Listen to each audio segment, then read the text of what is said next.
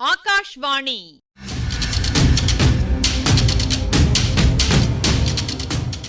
பொன்னியின் செல்வங்கள் வாசிப்பும் ஆய்வும்.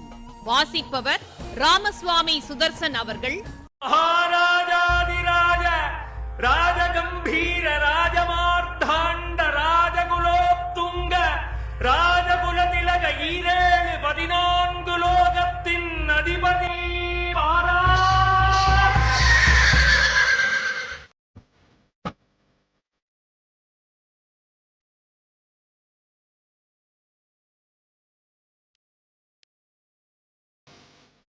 மணிமேகலை வந்தியத்தேவனுடைய முகத்தை பார்த்த வண்ணம் நின்றாள். வந்தியத்தேவனும் புன்னகை புரிந்த வண்ணம் நின்றான். இந்த பெண்ணிடம் என்ன சொல்லிவிட்டு எப்படி தப்பிச் செல்வது என்று அவன் மனம் சிந்தித்துக் கொண்டிருந்தது. இந்தச் சமயம் எங்கேயோ தூரத்திலிருந்து ஒரு குரல், அம்மா, என்னை அழைத்தீர்களா என்று கேட்டது. இல்லையடி, உன் வேலையைப் பார் என்றாள் மணிமேகலை. உடனே அவளுடைய திகைப்பு நீங்கியது. சற்று முன் வந்தியத்தேவன் புகுந்து வந்த துவாரத்தின் அருகில் சென்று உட்பக்கத்தில் தாளையிட்டாள். பின்னர் வந்தியத்தேவனுக்கு சமிக்ஞை செய்து காட்டி அந்த அறையிலேயே சற்று தூரமாக அழைத்துச் சென்றாள். சட்டென்று திரும்பிச் சென்று, ஐயா, உண்மையைச் சொல்லும், சந்திரமதி உம்மை அழைத்ததாக கூறினீரே, அது நிஜமா என்று கேட்டாள். ஆமம்மணி.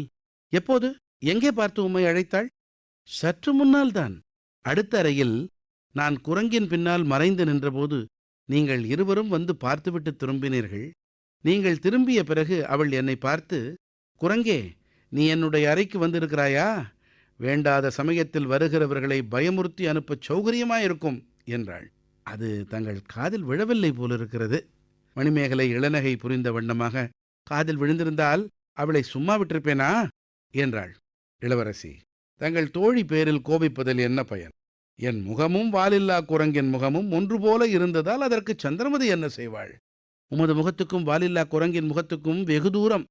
குரங்கின் முகத்துக்கும் அதற்கு மேலே தொங்கிய ஆந்தையின் முகத்துக்கும் உள்ள தூரம் போலிருக்கிறது. உமது முகம் குரங்கு முகமும் இல்லை, ஆந்தை முகமும் இல்லை. ஆனால் குரங்கின் சேஷ்டையெல்லாம் உம்மிடம் இருக்கிறது.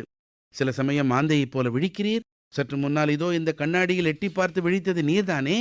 ஆம் இளவரசி, நானேதான். எதற்காக உடனே பின்வாங்கி கதவை சாத்திக் கொண்டீர்? இந்த கண்ணாடியில் என் முகத்துக்கு அருகில் ஒரு தேவகன்னிகை என் முகம் போல தெரிந்தது. அந்த தேவகன்னிகை என் முகத்தை பார்த்து பயந்து கொள்ளப் போகிறாளே என்று நான் பிடித்திருந்த யானை தந்தத்திலிருந்து கையை எடுத்தேன். கதவு தானாக சாத்திக் கொண்டது. அந்த தேவகன்னிகை யார் என்பது உங்களுக்கு தெரியுமா? அந்த க்ஷணம் எனக்கு தெரியவில்லை. பிறகு நினைத்து பார்த்து தெரிந்து கொண்டேன். என்ன தெரிந்து கொண்டீர்? நான் பார்த்தது தேவகன்னிகை அல்ல. தேவகன்னிகைகள் ஓடி வந்து அடிபணிவதற்குரிய மணிமேகலாதேவி, கடம்பூர் சம்புவரையரின் செல்வ குமாரி என்று தெரிந்து கொண்டேன். என்னுடைய ஆருயிர் நண்பன் கந்தமாறனுடைய அருமை தங்கை என்பதும் நினைவுக்கு வந்தது. மணிமேகலையின் புருவங்கள் நெறித்தன. ஏளனமும் கோபமும் கலந்த புன்சிரிப்புடன், அப்படியா, என் தமையன் கந்தமாறன் தங்களுக்கு ஆருயிர் நண்பனா என்றாள். அதில் என்ன சந்தேகம் இளவரசி? 4 மாதங்களுக்கு முன்னால் நான் இங்கு ஒரு நாள் வந்திருந்தது நினைவில்லையா? அந்த புறத்துக்கு கூட வந்து தாய்மார்களுக்கு வணக்கம் செலுத்தினேனே, அது ஞாபகம் இல்லையா? நன்றாய் ஞாபகம் இருக்கிறது. அதற்குள் மறந்து விடுமா? அந்த வல்லவரையர் வந்தியத்தேவர் என்னும் வாணர் குலத்து இளவரசர் தாங்கள்தானா? ஆம் இளவரசி. தங்குவதற்கு அரண்மனையும் ஆளுவதற்கு ராஜ்யமும் இல்லை. அரையன் என்ற குலப்பெயரை மட்டும் தாங்கிக் கொண்டிருக்கும் அந்த ஏழை நான் தான். ஒரு காலத்தில் தங்கள் தமையன் என்னிடம் தங்களை பற்றி எவ்வளவோ சொல்லியதுண்டு. ஒரு காலத்தில் நானும் கந்தமாறனும் வடபெண்ணை நதிக்கரையில் காவல் செய்து கொண்டிருந்த போது தங்களை பற்றி அடிக்கடி சொல்லுவான். நானும் ஏதேதோ கனவு கண்டு கொண்டிருந்தேன். பிறகு அந்த எண்ணத்தை மறந்துவிட்டேன். மணிமேகலையின் உள்ளத்தில் ஓர் அதிசயமான எண்ணம் தோன்றியது. இவன் தன்னை குத்திக் கொள்ள முயன்றதாக கந்தமாறன் கூறினான். அது எதற்காக இருக்கும்? ஒருவேளை தன்னை பற்றியதாக இருக்குமோ? தன்னை இவனுக்கு மணம் செய்து கொடுக்கப் போவதில்லை என்று சொன்னதற்காக கந்தமாறனுடன் சண்டையிட்டிருப்பானோ? இந்த எண்ணம் அவள் உள்ளத்தில் இன்பப் புயலை உண்டாக்கியது. அதை அவள் கோபப் புயலாக மாற்றிக்கொண்டாள். ஐயா, பழைய கதையெல்லாம் இப்போது வேண்டாம். இந்த அரண்மனையில் நீர் கள்ளத்தனமாக புகுந்ததன் காரணத்தை சொல்லும். இல்லாவிடில் உடனே என் தோழியை அழைத்து தந்தைக்கு சொல்லி அனுப்ப வேணும் என்றாள். இளவரசி, நான் இங்கு வந்த காரணத்தை முன்பே சொன்னேனே. சில கொலைகாரர்கள் என்னை கொல்லுவதற்காக துரத்தி கொண்டு வந்தார்கள். அவர்களிடமிருந்து தப்பி ஓடி வந்தபோது பூமியில் ஒரு துவாரம் தெரிந்தது. அது ஏதோ ரகசிய பாதை என்று அறிந்து கொண்டேன். அதன் வழியாக ஓடி தப்பிக்கலாம் என்று வந்தபோது அந்த வழி இங்கே கொண்டு வந்து சேர்த்தது. ஐயா, சுத்த வீரர் என்றால் உமக்கே தகும். நானும் எத்தனையோ அசகாய சூரர்களை பற்றி கேட்டிருக்கிறேன். ஆனால் உம்மைப் போல ஓட்டத்தில் சூரனை பற்றி கேட்டதில்லை. உத்தரகுமாரன் உம்மிடம் பிச்சை வாங்க வேண்டியதுதான். வந்தியத்தேவன் மனதில் சுரீர் என்றது. தான் அசட்டுப் பெண் என்று நினைத்த மணிமேகலை இப்படி தன்னை குத்தி காட்டும்படியாகிவிட்டதல்லவா? தேவி, அவர்கள் 7-8 பேர், நான் ஒருவன். அவர்கள் ஆயுதபாணிகள், என்னிடமே ஆயுதமே இல்லையே.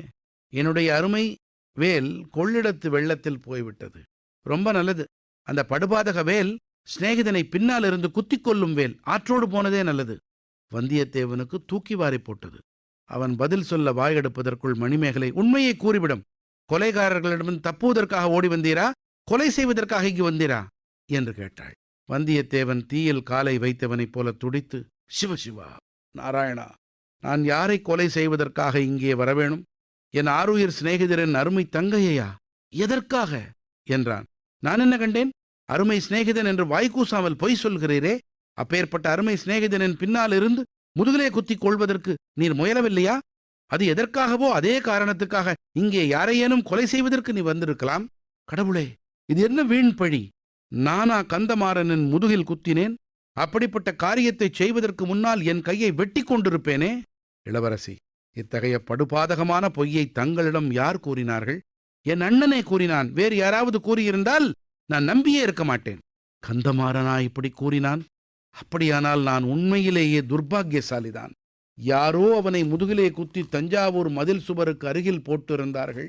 மூர்ச்சையாகி கிடந்த அவனை நான் தூக்கி கொண்டு போய் சேந்தன் அமுதன் குடிசையில் சேர்த்து காப்பாற்றினேன். அதற்கு எனக்கு கிடைத்த வெகுமதியா இது? இளவரசி, எதற்காக அவனை நான் கொல்ல முயன்றேனாம்? ஏதாவது காரணம் சொன்னானா? சொன்னான்.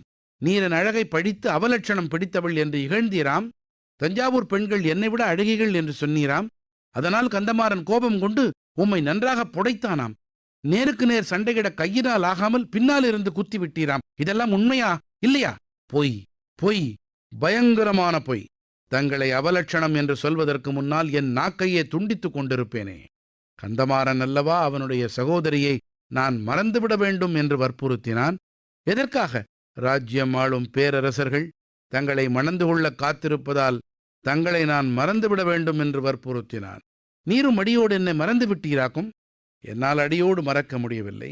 ஆனால் அது முதல் தங்களை என் அருமை சகோதரியாக கருதத் தொடங்கினேன். இளவரசி, உடனே கந்தமாறனிடம் என்னை அழைத்து போங்கள், அல்லது அவனை இங்கே அழையுங்கள்.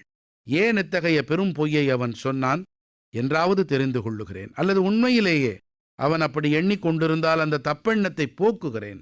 தஞ்சாவூரில் ஆரம்பித்த காரியத்தை இங்கே பூர்த்தி செய்துவிடலாம் என்று வந்தீராக்கும். அப்படியென்றால் அங்கே அவனை கொல்ல முயன்றீர். அந்த முயற்சி பலிக்கவில்லை. கடவுளே, கந்தமாறனை கொல்லுவதற்கு அவனுடைய அரண்மனையை தேடியா வருவேன்? இரகசிய வழியாக வந்தது வேறு எதற்காக? அதோ உற்று கேளுங்கள். என்னை கொல்ல வந்தவர்கள் அடுத்த அறையில் இன்னும் இருக்கிறார்கள். அவர்கள் நடமாடும் சத்தமும் பேசும் குரல்களும் கேட்கவில்லையா? அவர்கள் எதற்காக உம்மை கொல்ல வர வேணும்? அவர்களை பார்த்தால் மந்திரவாதிகள் போலிருக்கிறது. ஒருவேளை நரபலி கொடுக்கும் கூட்டமாயிருக்கலாம். சகல லட்சணங்களும் பொருந்திய ராஜகுமாரனாகிய உம்மை அதற்காக பிடித்தார்கள் போலிருக்கிறது என்று கூறி மணிமேகலை சிரித்தாள். அதுதான் எனக்கும் அதிசயமாயிருக்கிறது. இந்த ஆந்தை விழிவிழிக்கும் குரங்கு மூஞ்சிக்காரனை அவர்கள் எதற்காக பிடிக்க வந்தார்கள் என்று தெரியவில்லை. உங்கள் பேச்சை கேட்ட பிறகு ஒரு சந்தேகம் உதிக்கிறது. ஒருவேளை என் நண்பன் கந்தமாறனே இப்படிப்பட்ட ஏற்பாடு செய்திருப்பானோ என்று. அவனிடம் உடனே என்னை அழைத்துச் செல்லுங்கள். ஒன்று அவனுடைய தப்பபிப்பிராயத்தை போக்கிக் கொள்ளட்டும், இல்லாவிட்டால் என்னை அவன் கையினாலேயே கொன்றுவிடட்டும். கொலைகாரர்களை எதற்காக ஏவ வேண்டும்? அம்மணி, உடனே கந்தமாறனை அழைத்து விடுங்கள். ஐயா, அவ்வளவு அவசரப்பட வேண்டாம். கந்தமாறன் ஊரில் இல்லை. எங்கே போயிருக்கிறான்? காஞ்சிக்கு கரிகாலரை அழைத்து வரப் போயிருக்கிறான். நாளை இரவு எல்லோரும் இங்கு வந்து விடுவார்கள். அதுவரையில் நீர், அதுவரையில் என்னை இங்கேயே இருக்கச் சொல்லுகிறீர்களா? அது நியாயமல்ல.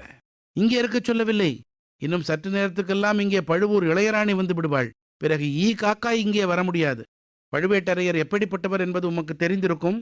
அவர் உம்மை இங்கே கண்டால் உடனே கண்டந்துண்டமாய் வெட்டி போட்டு விடுவார். ஹா, அக்கிழவருக்குத்தான் பொண்டாட்டியின் பேரில் எவ்வளவு ஆசை என்று சொல்லி மணிமேகலை சிரித்தாள். வந்தியத்தேவன் முந்தடவை பழுவேட்டரையர் வந்தபோது நடந்ததையெல்லாம் நினைத்து கொண்டான். இப்பகுதியின் ஆய்வினை வழங்குகிறார் ஐங்கரன் அவர்கள். நந்தினியின் மேற்பார்வையில் தேறிக்கிட்டு வந்த கந்தமாறனை பார்க்க குந்தவை போயிருந்த கட்டம் நேயர்களுக்கு நினைவிருக்கும். அச்சமயம் வீதியில் ஒற்றன்னு குற்றம் சாட்டப்பட்ட பினாக்கபாணியை சின்ன பழுவேட்டரையரின் ஆட்கள் இழுத்துக்கிட்டு போனதை 3 பேரும் பார்த்தாங்க. என் சிநேகிதன் பெரிய இந்திரஜித்தன் ஆயிற்றே, என்னையே ஏமாற்றியவன் இந்த ஆட்களிடமா சிக்கிக்கொள்வான்னு கந்தமாறன் கொஞ்சம் பெருமையாகவே பேசிட்டான் அல்லவா? இன்னமும் அவனை உம்முடைய சிநேகிதன் என்று சொல்லிக் கொள்கிறீரே? இப்படி கேட்டு அவனை உசுப்பி விட்டா நந்தினி.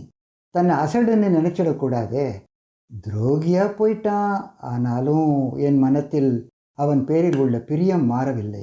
இப்படி சொல்லி தன் பெருந்தன்மையை பறைசாற்றிக்கிட்டான். கத்திக்குத்து சம்பவத்தை அன்னைக்கு குந்தவியிடம் எப்படி வர்ணிச்சான் என்பதை நினைவுபடுத்திப்போம். வந்தியத்தேவன் செஞ்ச அசட்டுத்தனத்துக்காக சின்ன பழுவேட்டரையரிடம் தான் மன்னிப்பு கேட்டுக்கிட்டு வடவாற்றங்கடையோடு போனதாகவும், அவன் திருத்திட்டனமாக மதில் சுவர் வழியாக இறங்கி வந்ததாகவும், அதை பற்றி கேட்டதால் 2 பேருக்கும் துவந்த யுத்தம் நடந்ததாகவும், மன்னிப்பு கேட்குற மாதிரி நடித்து திடீர்னு தன் முதுகில் குத்திட்டதாகவும் கதை அளந்தான் அல்லவா? இதே விஷயத்த தன் தங்கைக்கு ஏற்ற மாதிரி ஜோடனை பண்ணி சொன்னதை கேட்டதும் வந்தியத்தேவனுக்கு மட்டுமா, நமக்கும் தூக்கி வாரி போடுது. சில குறிப்புகள்.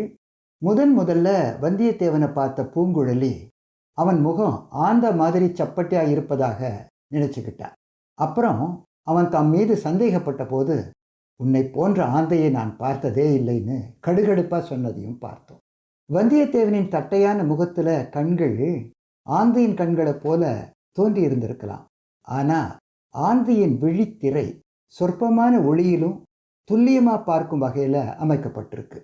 மற்ற பறவைகளுக்கு கண்கள் பக்கவாட்டில் இருக்கும், ஆந்தைக்கோ முகத்தின் முன்புறத்தில் இருக்கும்.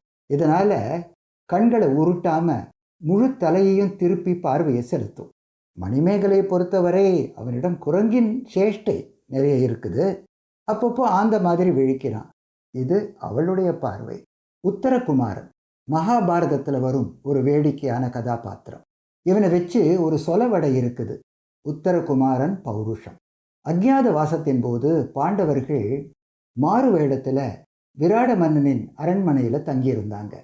அந்த மன்னனின் மகன் உத்தரகுமாரன் பெண்களிடம் வீரம் பேசி வந்ததால் இவனுடைய வீரத்தை உத்தரகுமாரன் பௌருஷம்னு கேலியா பேசுறது நிலைச்சிட்டது. புடைத்தான், அடித்து நொறுக்கினான். வேர்ச்சொல் புடை. இதன் பொருள் தட்டுதல். பொதுவாக நைய புடைத்தான்னு சொல்வதுண்டு. நைய உடல் வலிக்க. சரி, கந்தமாறன் என்கிற கெட்டிக்காரனின் புடுகு இன்னும் எத்தனை நாள் தாக்கு பிடிக்கும் பார்க்கலாம்.